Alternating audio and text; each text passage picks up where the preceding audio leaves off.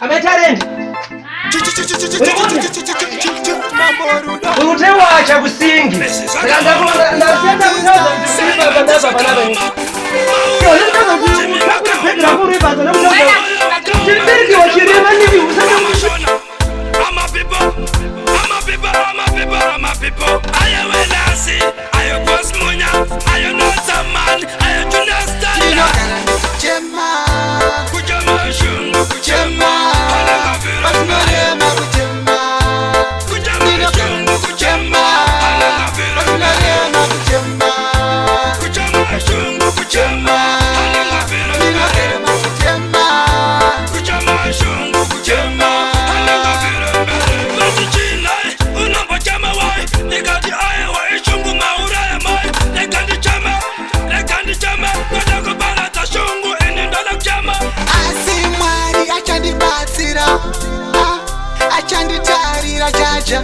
anoyaradza pandinochema ndinogara ndichichema kuchema shungu kuchema pasinorema kuchema ndinogara kuchema pasinorema kuchema kuchema shungu kuchema ndinogara kuchema kuchema shungu kuchema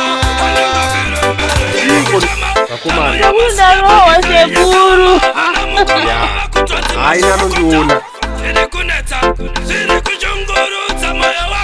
Ndati kuno vana vakurarira umbota upenyu hwakanaka vanoita wekurota vanhu vana nekufamba nesoka vatingoja zvekufakuina Yatore nechimwana chake futi ipo pai. Taita zvekutamba nechona chiri kuroto. Bereki wozvirema bana.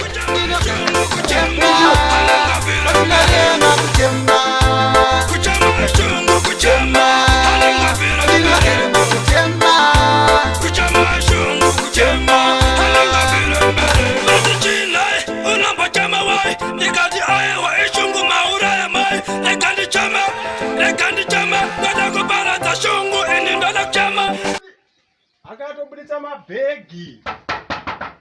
Gogo ipano. Pandinochema ndinogara ndichichema kuchema shungu kuchema pasinorema kuchema ndinogara kuchema pasinorema kuchema kuchema shungu kuchema ndinogara kuchema Kule nyuchero nerekerwa nemukadzi mwana chirema. Munogara naye mukadzi ere? Nditadza nekugara naye. Munodaruka nekuti wena anobereka vana vakanaka. Chimondudzewo. Uri mwari ere unozvitongereo? Unoda kuzvisarudzira uri mwari ere iwe? Ime shuwa kurambira mukadzi nenyaya yekuti azara chirema. Zukuru.